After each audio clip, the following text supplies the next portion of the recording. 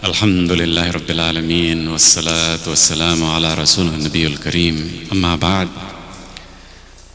Tonight is the 25th, it's an odd night, 25th night, Taraweeh number 25. And now we are reaching the end.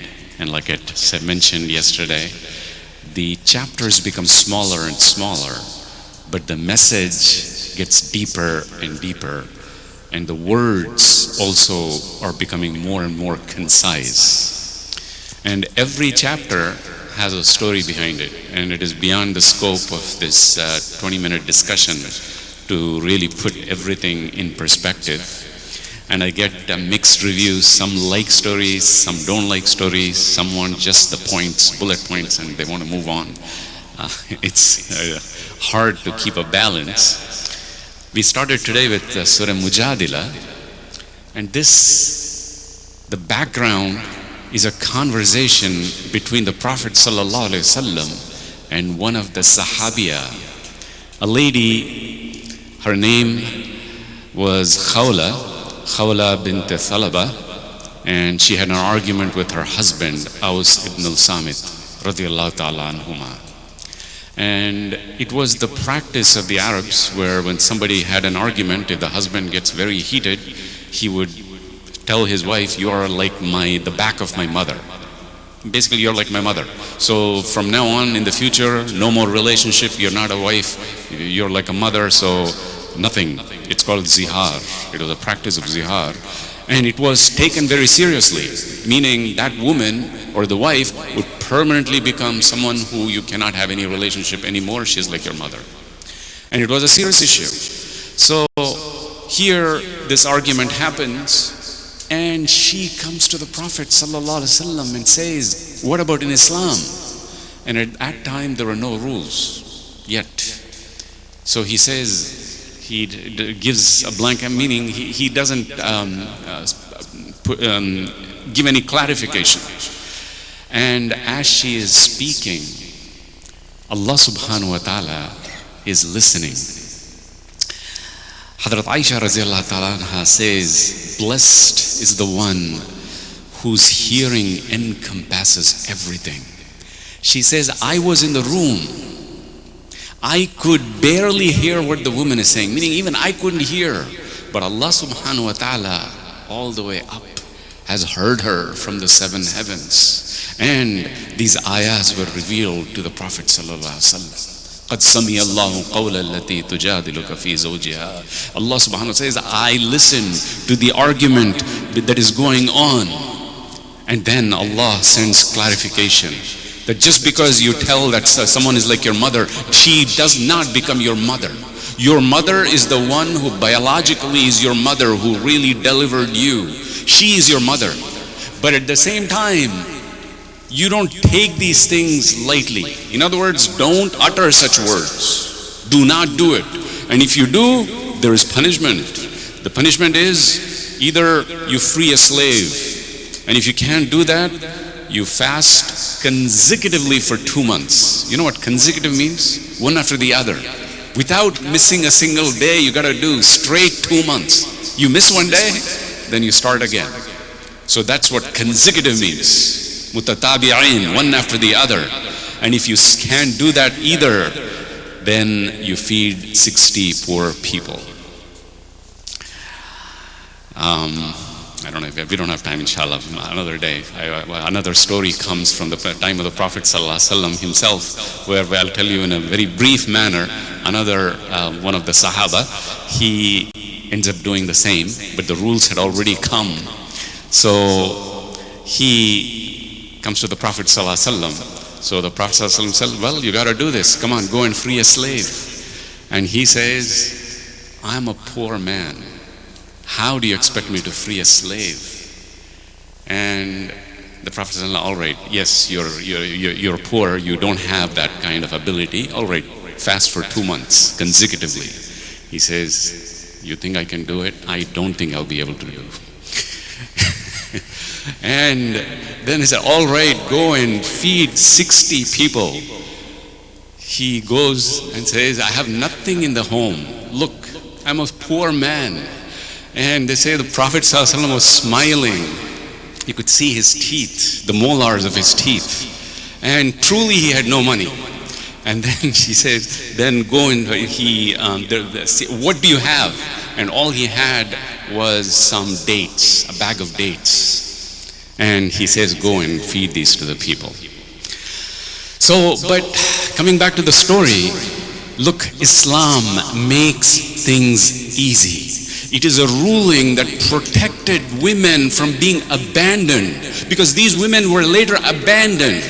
The husbands would abandon their women. Allah subhanahu wa ta'ala raised the status of women, contrary to what people accuse. At a time when there were no laws, no rules, Allah subhanahu wa ta'ala added rules, brought women to justice, raised their status, something that we underappreciate. Moving on to the next chapter. Again, there is so much detail, but there are so many chapters. Again, like I said, they are small but have a lot of meaning. This is Surah Al-Hashr, and there is a background to it. And the background is the tribe, a Jewish tribe that was in Medina called Banu Nadir. And I had mentioned earlier, the Prophet ﷺ had already made deals, treaties with those who are living within Medina, that if some enemy comes, we are going to together defend. So they had agreements. And once the Prophet ﷺ went to the tribe of Banu Nadir, he had to raise some money, but they were waiting for him. They had planned to kill him, to assassinate him. So from the top, they had already planned. The Prophet is going to come, he's going to sit here. So from the top, a big stone would be thrown so that exactly where he's falling, it would come on his head, and for he should die. A'udhu billah. But Jibreel alayhi salatu wasalam comes and gives him that information. So he comes out. So he is saved, but then that was enough. It was a violation of the treaty, so the Muslims besieged Banu Nadir. So that surrounded them, and now the panic begins. And Banu Nadir had a fortress that was very strong all around, so strong, and they had enough provisions that would last them months and months and months. So remember, in a desert, you can't really stay outside. How long are you going to stay? You have left your children, you have left your work, everything, to just surround and stay there forever. You can't. So if all they had to do was just wait, but panic started within them. And then, by the instructions of Allah subhanahu wa ta'ala, they also started cutting down the trees, the date palms, which are outside, and they started to cut those date palms down. And because that was their livelihood. And panic started, and Allah subhanahu wa ta'ala reveals these ayah, هُوَ الَّذِي أَخْرَجَ الَّذِينَ كَفَرُوا مِنْ أَهْلِ الْكِتَابِ. It is Allah subhanahu wa ta'ala who got them out of their places, مِنْ دِيَارِهِمْ لِأَوَّلِ الْحَشَرِ. In one stroke, He did it. مَا ظَنَنْتُمْ أَنْ يَخْرُجُوا. You never thought that they will come. But then they came down, they sued for peace, and they were basically banished and removed from Medina. But issues came. The one question came, look, you started to cut down all those trees. Is that halal? Is that right to do? You're destroying property. You're destroying nature. And the answer came that yes, in a situation of war, that is allowed when you are in that siege. This Allah subhanahu wa ta'ala clarifies in the Quran. Now number two, the Banu Nadir were rich. And the condition was they had to leave all the property and everything behind.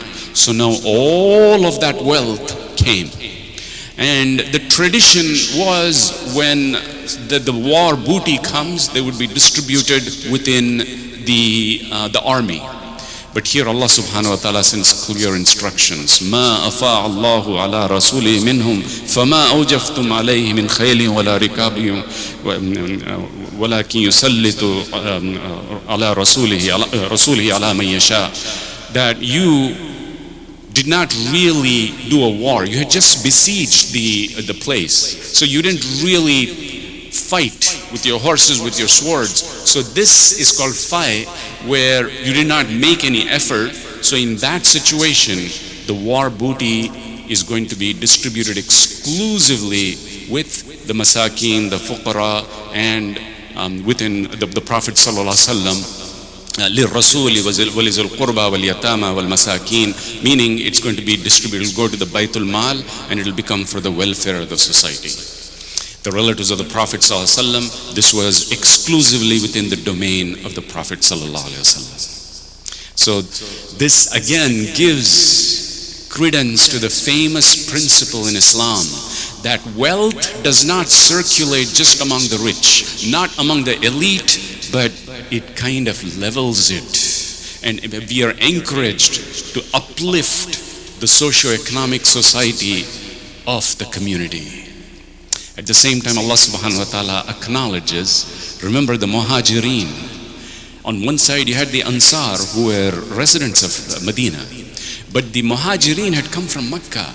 They had left everything for one thing, and that was Allah. They had left their money, they had left all their wealth, their businesses, everything. So they were very poor. And Allah subhanahu wa ta'ala recognizes that. And in these verses, there is an encouragement to also distribute it among the Muhajirin. And Allah also acknowledges the quality of the Ansar, that they did not mind. So when that money came and the Prophet ﷺ distributed it among the Muhajirin, that was fine.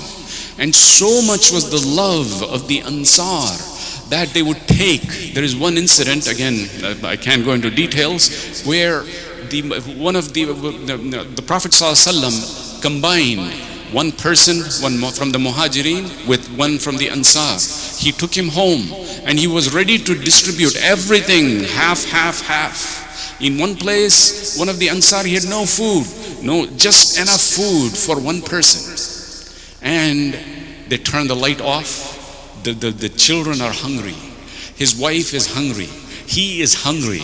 So they turn the light so nobody sees, and all that food is placed in front of the guest. So Allah subhanahu wa ta'ala acknowledges that in the Quran, where they are in need, and despite their need, they feed the others. And the dua comes, and they make dua for the people, and those who come after, they have nothing, no rancor in their hearts, but dua.